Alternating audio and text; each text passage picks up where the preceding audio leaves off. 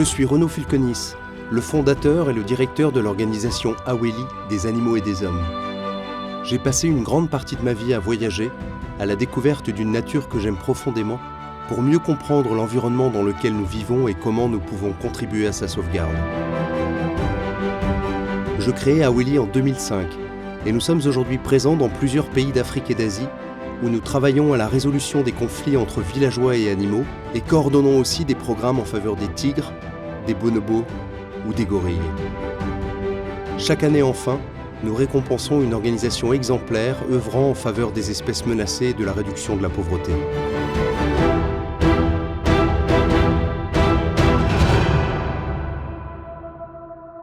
Bonjour à toutes et à tous et bienvenue à Cusco, au Pérou.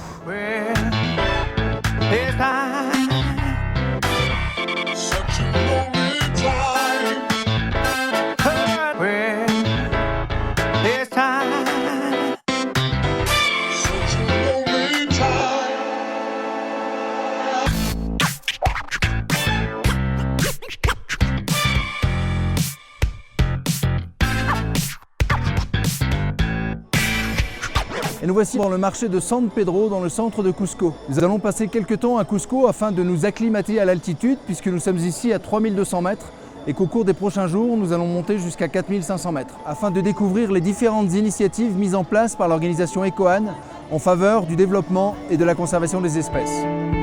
Cusco est la principale cité de l'Empire Inca. La capitale architecturale de l'Amérique du Sud est aussi l'une des plus visitées. Si je suis ici aujourd'hui, c'est pour rencontrer Constantino, le fondateur de l'organisation EcoAN qui, depuis 14 ans, développe des programmes de conservation basés sur les communautés dans cette région. Avec lui, j'espère comprendre les enjeux écologiques et économiques qui pèsent sur les forêts de Polylépis, qui poussent aux altitudes les plus élevées au monde.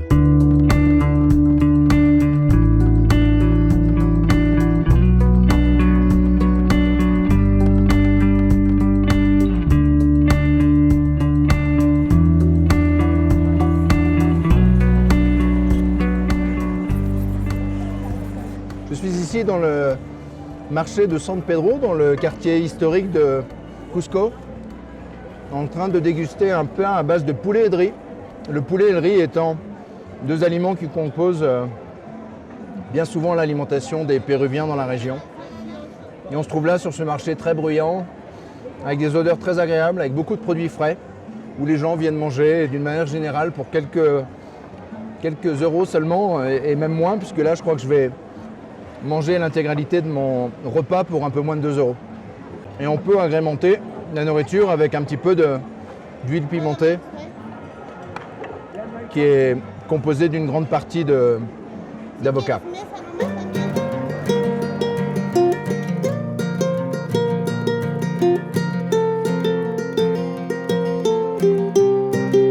Cusco, de Cosco, nombril du monde en Inca, est la plus ancienne ville habitée du continent.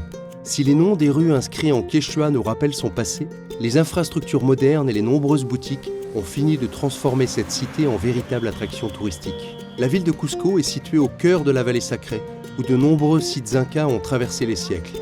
Ainsi, le patrimoine historique et culturel y est plus riche que nulle part ailleurs au Pérou.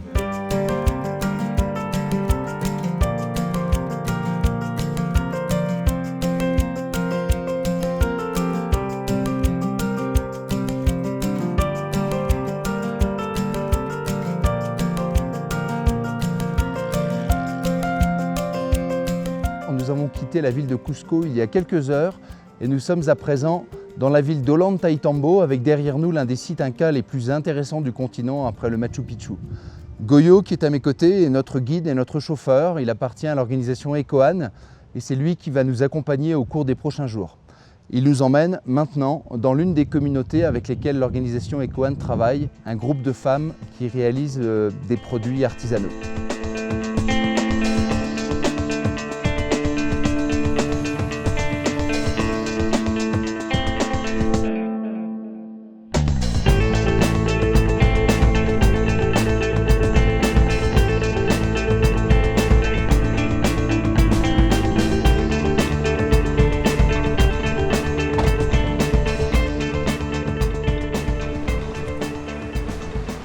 Alors Goyo, où sommes-nous et qu'allons-nous voir?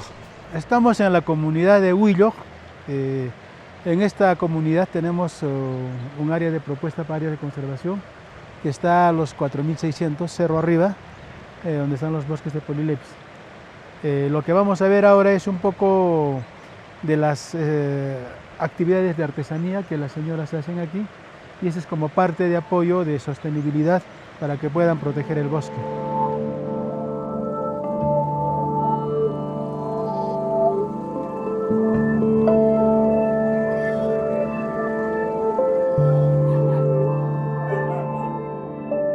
Ecoan place les femmes et les hommes au cœur de son travail en faveur de la protection de la biodiversité.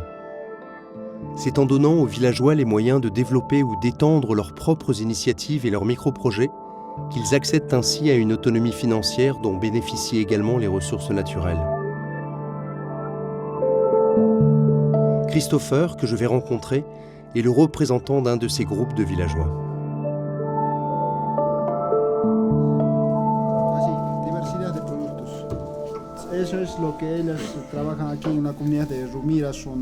Alors ce que Christopher nous explique à l'instant, c'est qu'il est donc le responsable de ce groupe d'artisans qui sont impliqués dans la région afin de produire un certain nombre de pièces qui sont ensuite proposées aux touristes. Donc l'essentiel de la vente fabriquée par l'ensemble de ces femmes est destiné à la vente aux touristes. Une petite partie est conservée puisqu'on voit bien sûr que les gens sont habillés ici en tenue traditionnelle, donc ce sont elles-mêmes ces femmes qui fabriquent leurs propres tenues et le reste des tenues sont vendues aux touristes.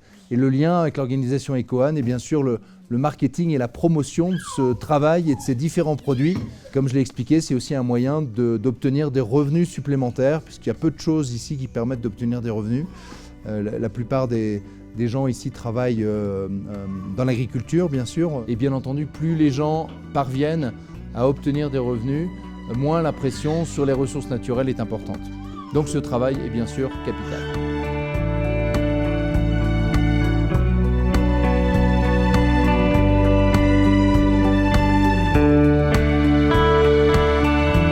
En parallèle au soutien des initiatives en matière d'artisanat, Ecoan organise des campagnes d'information et de sensibilisation pour les communautés, et notamment auprès des enfants en intervenant dans les écoles.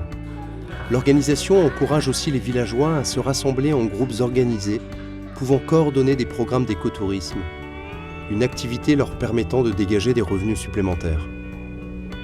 Les actions aux retombées positives les plus fortes sont celles qui impliquent directement les populations locales. Dans le cadre des campagnes de reforestation du Polilepis, une partie du processus est directement confiée aux communautés quechua. Je me dirige maintenant vers une pépinière qui constitue la première étape des programmes de reforestation.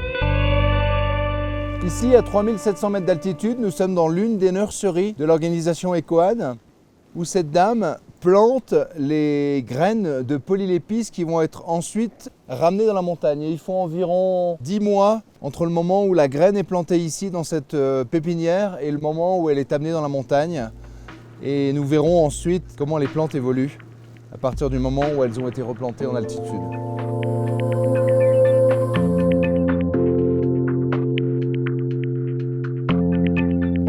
Et bien derrière moi, sur le flanc de la montagne, ce sont près de 40 000 plants de Polilepis qui ont été plantés par l'association Ecoan au cours des dernières années. Et on voit donc que les arbres les plus petits sont des arbres qui ont été plantés d'une manière assez récente et les plus grands d'entre eux par contre ont été plantés il y a près de 8 ans. Donc sur le flanc de cette montagne ici, mais également un petit peu plus loin sur la droite, ce sont donc 40 000 plants qui sont face à nous. Le Pérou n'est pas épargné par les problématiques environnementales. À l'instar de beaucoup des pays du monde, les principales activités économiques que sont l'agriculture, l'élevage ainsi que les exploitations forestières et minières conduisent parfois aujourd'hui à de véritables catastrophes environnementales.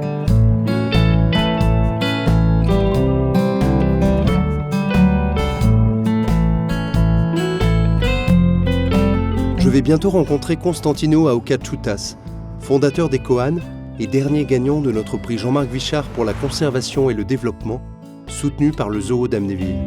Ce prix a pour objectif de récompenser celui ou celle dont le travail de terrain a un impact positif significatif et remarquable sur la conservation des espèces animales menacées par l'utilisation notable d'actions de développement.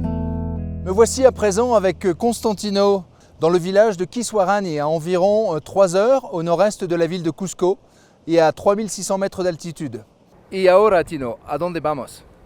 Bueno, estamos en la comunidad campesina de Quisguarani, en el Valle de Lares, y vamos a visitar los bosques de Polylepis y todo lo que hacemos en conservación. Tino nous dit donc qu'on va maintenant gravir la montagne, monter quelques centaines de mètres plus haut. En fait, ça va nous prendre un peu plus de 2 heures pour aller dans une forêt de Polylepis, cet arbre extrêmement menacé que l'organisation de Tino replante dans la région et qui pousse d'une manière naturelle. Et donc on va se rendre dans une forêt conservée qui n'a donc pas été coupée un petit peu plus haut dans la montagne. C'est parti? Vamos? Vamos. Ok, vamos.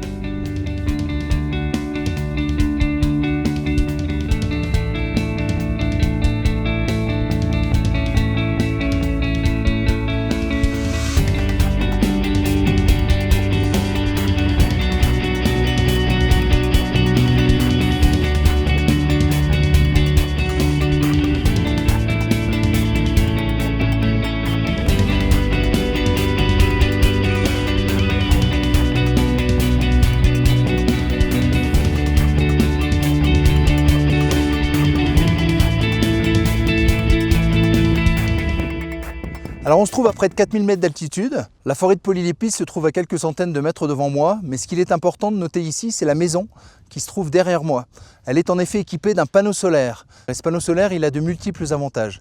D'abord, il évite que les gens qui vivent dans cette maison, plutôt reculés par rapport au village, aillent dans la forêt de Polylepis pour couper du bois afin de pouvoir se chauffer ou cuire leurs aliments. Et ce panneau solaire, il n'a pas seulement l'avantage de permettre d'obtenir de l'électricité, il permet également d'amener de la lumière et permet donc d'améliorer les aspects sociaux au sein de ce ménage, puisque les gens peuvent de ce fait se coucher plus tard, avoir une véritable activité le soir, continuer à coudre par exemple. Et ça a également un intérêt au niveau de la santé, puisqu'il n'y a plus de fumée dans la maison, on ne fait plus de feu à l'intérieur de la maison, donc plus de problèmes d'yeux, de problèmes de poumons. Donc c'est vraiment avec un moyen finalement relativement simple et environ 1000 $, on apporte des avantages considérables à la fois pour la biodiversité et pour les populations.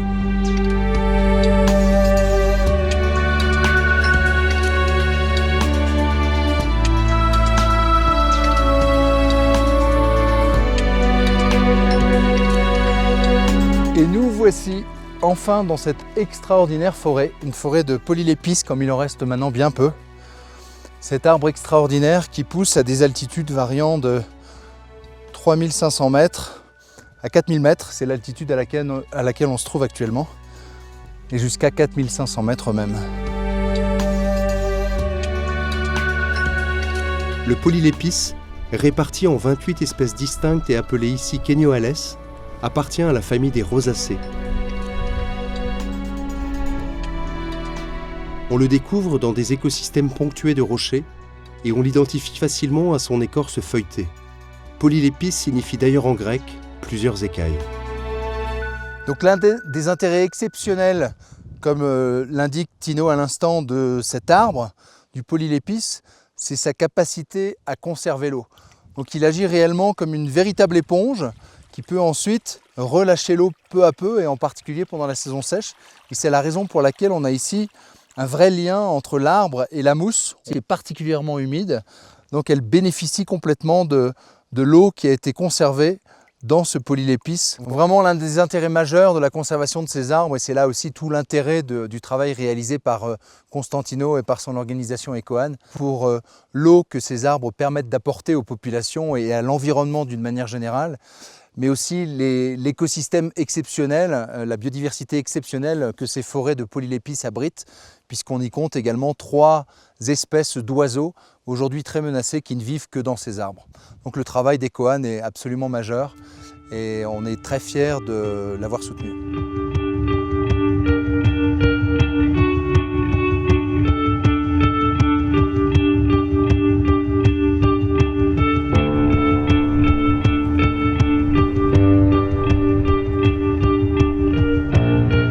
On a déjà vu que les Polylepis poussaient sur les rochers, et on voit d'ailleurs ici que les racines de cet arbre, qui est tombé probablement sous le poids de la neige, a des racines très courtes. Cependant, il est toujours vivant, il a probablement 5 à 600 ans, mais il est toujours en pleine forme, malgré sa position un petit peu curieuse, complètement dans la pente.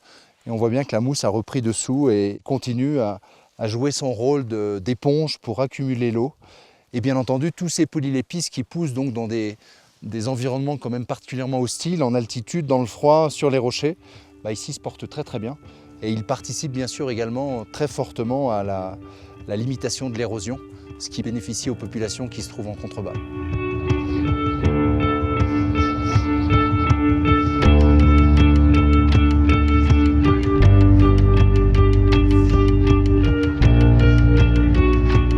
Le manteau d'écorce dont est revêtu cet arbre le protège des températures souvent très basses que l'on trouve dans son habitat des Andes sud-américaines, depuis les forêts humides en contrebas et jusqu'à 5000 mètres d'altitude dans des forêts sèches et souvent glaciales. Elles ont été décimées depuis des générations pour le bois de chauffage, de construction, mais aussi par la transformation en zone de pâturage. Un véritable désastre quand on sait qu'en plus d'être des réservoirs naturels d'eau et de protéger contre l'érosion, elles abritent de nombreuses espèces animales et végétales menacées. Este bosque es la casa de muchos animales y plantas que solamente viven acá. Pensando en las aves, casi más del 50% están amenazados porque el bosque también es pequeño. Pour Tino, il est absolument primordial de préserver cet écosystème. C'est bien entendu que c'est un écosystème qui abrite de très nombreuses espèces, des insectes, des petits mammifères, bien sûr des plantes, mais surtout parmi les oiseaux, il y aurait parmi les oiseaux qui vivent dans cet écosystème plus de 50% d'entre eux qui sont sur la liste rouge de l'Union internationale de la conservation de la nature. Y también este bosque es un banco de germoplasma de muchas especies.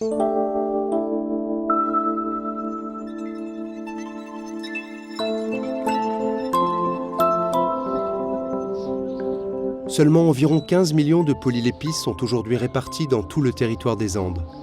La combinaison de plusieurs facteurs environnementaux, ainsi qu'une température basse aux hautes altitudes où poussent certaines espèces de polylépistes, font de lui un arbre à la croissance extrêmement lente. En plus de la déforestation causée par l'homme, le polylépi souffre de la concurrence d'espèces importées qui colonisent une grande partie de son territoire et nuisent à son développement. Nous étions à plus de 4000 mètres d'altitude, nous sommes ici à environ 3400 mètres et on voit déjà que l'atmosphère est très différente. On est là dans la forêt des nuages, donc les polylépistes que l'on trouve ici sont différents de ceux du haut. La biodiversité ici est beaucoup plus dense et on va donc suivre Tino qui va nous la présenter avec plus de détails. Esta especie de polylepis es muy especial porque crece con los bambús, es un bosque nublado. Es la especie que crece desde Ecuador hasta casi el sur de Bolivia, antes de entrar a la selva. Acá terminan los polylepis, después de esto es otras especies. Estamos hablando de una especie que ya es el límite vegetacional de la especie de polylepis.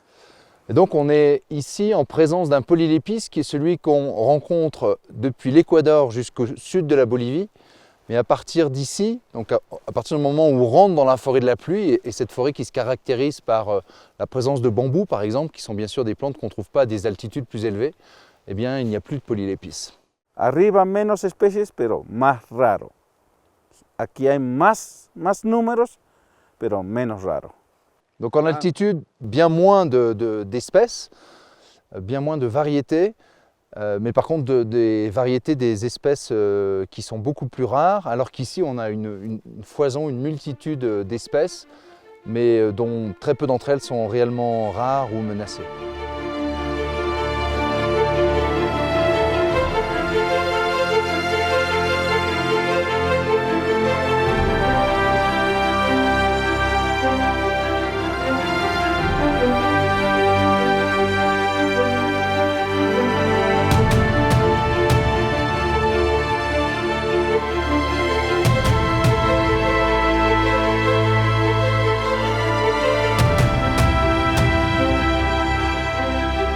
Au début des années 90, le Pérou a pris des mesures pour élaborer un code environnemental, mais il n'est aujourd'hui pas suffisamment mis en application. Le manque de financement éloigne parfois de plus en plus la perspective d'une protection efficace des ressources naturelles du pays par les instances de l'État, une situation qui donne plus de poids et de valeur encore au travail réalisé par les organisations non gouvernementales.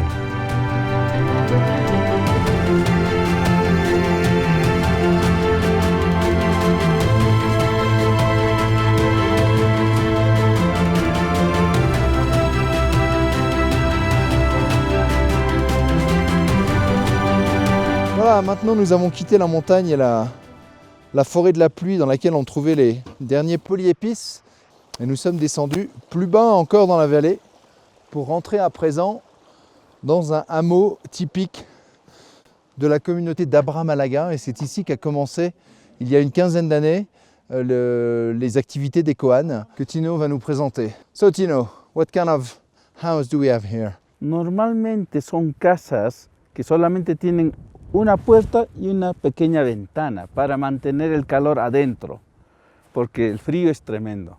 Y lo poco de leña que consiguen ahora para cocinar la comida con las nuevas cocinas que les damos, calienta la casa, da luz y cocina los alimentos. Et le bois utilisé par les gens, donc du bois qui est ramassé dans la montagne, maintenant dans des quantités moins importantes qu'auparavant grâce aux fours à basse consommation qui sont proposés par Ecoan, permettent d'avoir à la fois bien sûr un moyen de cuisson mais également un peu de chaleur et de la lumière.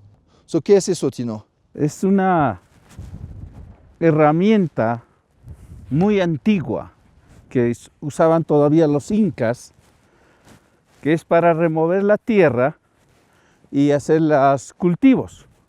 C'est un peu fou de penser qu'à notre époque, il y a encore des gens qui utilisent ce type d'outils et c'est évidemment incroyable d'imaginer le labeur que ça peut représenter de retourner un champ tel que celui-là qui est quand même d'une superficie plus qu'importante avec un simple outil manuel. Donc voilà comment on retourne un champ de pommes de terre.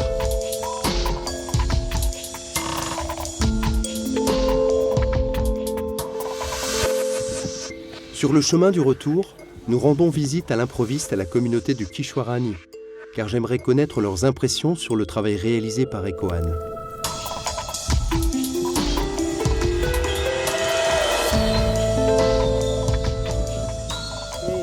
Escuela ya sanquena, primero cuando vinieron antes, en tiro pensé en monaico, más estaban ya para con antes compañeros. Monsieur rappelle le travail remarquable qui a été effectué par Ecoan ici au cours des 15 dernières années, notamment en matière de l'apprentissage pour vivre dans son environnement et faire en sorte de préserver un environnement sain. Et ce monsieur donc rappelait que les gens ici ont vraiment conscience de l'importance du polylépice et ce que l'eau peut apporter dans l'avenir. Et aussi parce qu'ils ont remarqué au cours des dernières années que les glaciers qui se trouvent autour de nous ont plutôt tendance à rétrécir d'une année sur l'autre. Donc qu'ils ont vraiment l'intention de poursuivre ce travail sur les bases qui ont maintenant été posées depuis une quinzaine d'années pour faire en sorte que tout le monde vive en harmonie ici avec les polylépices et en faisant en sorte que le climat se réchauffe le moins possible.